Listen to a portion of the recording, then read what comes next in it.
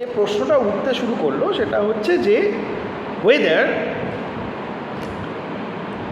first of all the reality is questionable, whether whatever you are writing is real or not. Secondly, your writing will have your biases, so what to do about that bias. Thirdly and more importantly, whether documenting everything under sun, যেটা আমি প্রথমে বলছিলাম, is at all important or not. Because when you are trying to document everything under the sun, you are not really concentrating on anything else. And your writing is become a very generic one.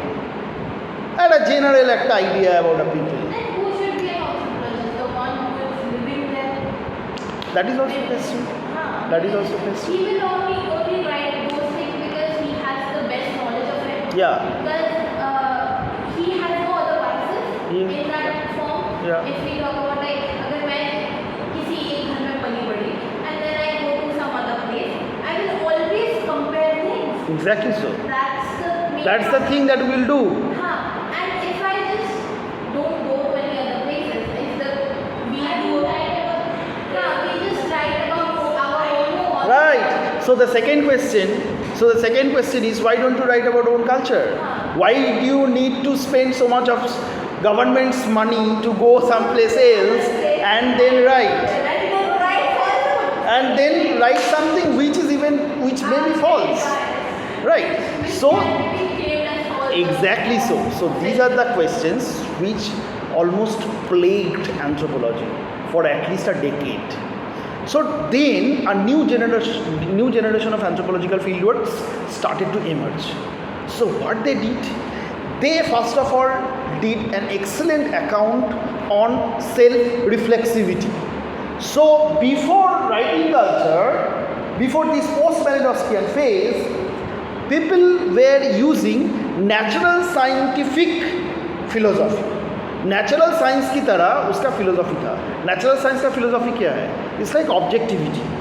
So if this is a chalk, not only physical form, telling you, if it is a chalk, if I press it here, it will break. If you come here, sit here, and if you press it here, it will break. So it doesn't have an individual bias. ऐसा नहीं है कि मैं press किया break हो गया, इसने press किया एक मूर्ति बन गया. ये नहीं होगा, right? So it will break. This is called objectivity. और ये प्रेस कितने हद तक होने से ये टूटेगा, how much press you have to apply in order to break, that can also be measured. This is called objectivity. Now only natural science can have this objectivity. In social sciences, this much of objectivity is not really possible. We are talking about people. Exactly. And the people will behave in a certain manner, in a certain circumstances. Even in that circumstance, even if you repeat that circumstance, that person will behave completely differently. So you cannot really say anything with that certainty. Right. Exactly. And that is also what is fascinating about human sciences, that you are like always in a complete uncertainty. A Newtown में कुछ fascinating है नहीं. तुम घूमोगे, हर रास्ता हर चौड़ा एक ही तरह दिखता है. You go to the old city of Calcutta, you find out every corner has a different story, every corner has a different history. This is what social science is. So इसको पहले वाले जो एंथ्रोपोलॉजिस्ट थे, they were kind of ignoring this. They were trying to become natural sciences. Now this new generation of anthropologists, they have started to say that no, since we are in the era of postmodernism, we really have to accept what is reality. And the reality is a multiple one. You cannot have a single reality. You cannot have an ultimate say about anything in this world. Even on economic models. एक economic model जो इस country में काम किया है, वो श्रीलंका में काम नहीं करेगा. क्यों नहीं करेगा? इसके लिए you can spend your life to understand. Even then you may not be able to understand. Right. The Mumbai that we talk about today was set in an island. Yeah. And then it was, it came together. It was socialized like London. Right. It was made.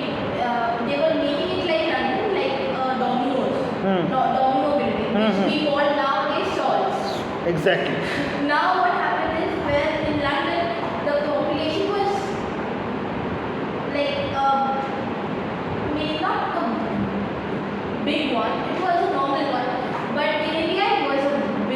Exactly. So you cannot manage it.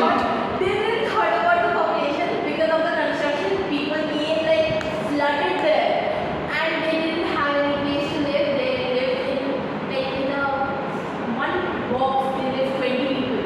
Like in London, in one box, they lived one people or two, not more than that. We lived 20 people there. Now, for example, if you talk about West Bengal, talking about population, West Bengal has a population which has Bengal's population is higher than Germany, and German's population is highest in Europe. So just think about a province like Bengal, it's like larger than the highest population that Europe has. So the stories will be different. We have the Bengal has in and out. Just 3 crore in and out. Every day. So यही मैं बोल रहा हूँ. So people were saying that first of all you have to be reflexive. वो जो objectivity, the kind of objectivity that you are trying to practice is not applicable for social sciences, especially in anthropology. So you have to be reflexive. So people started to do self-reflexive works, no longer non-reflexive, no longer objective, but self-reflexive. Self-reflexivity become a method of doing work. Then second thing which anthropologists started to do is that they have argued that we will not do the traditional kind of ethnography which documents a particular village, and then says nothing about the rest of the world, because it is increasingly seen that every place is now connected. In an era of globalization, how can you find out a village which is isolated? There is no place on earth. Maybe a place like Sentinel Island is isolated, but usko chhod ke, other than that, there is no place on earth which is in complete isolation from the rest of the world. Everything is connected. So anthropologists started to use their ethnographic methodologies to understand these connections. Thirdly, and most importantly, anthropologists started to argue that we will frame our research question and then we will do multi-site ethnography. So it is site. So it is not restricted to one place. You will try to find answers to a research question in many places, in many different corners of the world if it's possible. And you will use the same kind of methodologies to explore. Intense work will be there, but you will do repeated visits. So really don't have to stay back for like 2 years in the same place. You can roam around, then you can come back. Because your research question बदल गया है. अभी research question ये नहीं है कि ये लोग मतलब ये hunting में जाके क्या गाना गाता है. They are not interested in that. They are interested in understanding. ये लोग if it is a hunting and song, then ये लोग अभी interested है to understand how the hunting festival is transforming itself in the era of globalization, in the era of stricter environmental laws. अभी तो hunting banned है. So how they are adjusting with it, and what role the state, other social actors, media is playing in shaping that. Okay. So fascinating ethnographies on such maps are coming out. যেমন ধর এরকম ethnography আছে যেটা হচ্ছে তোর শুধুমাত্র মাছের chain নিয়ে ethnography, starting from the fishing to the thing that you are getting in a can, like tuna fisher তো টুনা মাছ তো ক্যানে বিক্রি হয়, এই পুরো চেনটা কি করে চলছে. So that is the fascinating ethnography that they are doing. There are ethnographies on like people who are displaced because of development. एक डैम बनाया है तो लोगों को डिस्प्लेसमेंट किया है, तो उन लोगों के ज़िंदगी में क्या चल रहा है, how they are adjusting their culture in a new setup. Okay, how they are living, what are the precarious conditions in which they are living. So these are the questions which are being asked. So from classical ethnography, which attempted to describe a single group of people over a very long period of time, now we have multi-site ethnography which is attempting to address a single particular research question. And in order to understand that research question, you may have to roam around. For example, now telling you out of my research area is the political transformation of West Bengal. So in order to understand how this political transformation of West Bengal is taking place, I am roaming around different parts of the state, and I am doing field works at different corners of the state in order to understand what is happening at different places.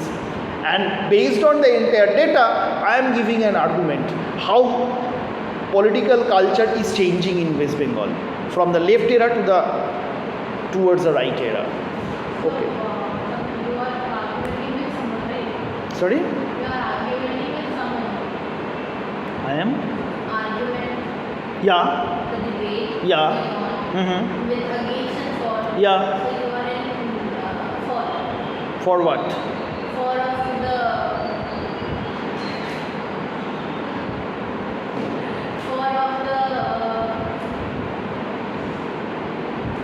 development of transformation of the No, it's not. See, it's not really an argument whether there is a transformation or not. I accept. Political. Yeah, political. Yeah, I accept. I start with the very preposition that there are transformations. I am mapping this transformation. But How it you is are- transforming. But you are mapping it, so someone will come and say this that your perception is wrong. Yeah, obviously there will be someone, and he or she will have a different set of arguments, different set of methodologies, different set of disciplinary training, and they will, based on that, they will give a shot. Saying that you are wrong. Some kind of belief. He must have done some work. Absolutely, he has a different set of explanations. See, this is how idea progresses. It is called thesis. One is thesis, then there will be an antithesis. Both will like debate, discuss, they will find out common places, and then there will be synthesis. From that synthesis, there will be an antithesis. There will be debate, discussion, etc. A new synthesis will come. This is how the idea progresses. This is how we get from bad explanations to relatively better explanations towards more better and refined explanations of the same phenomena, so that we can make good decisions for our future. Okay, so বোঝা গেল field work overall. So I'll be sending you the material in the group. Okay, bye.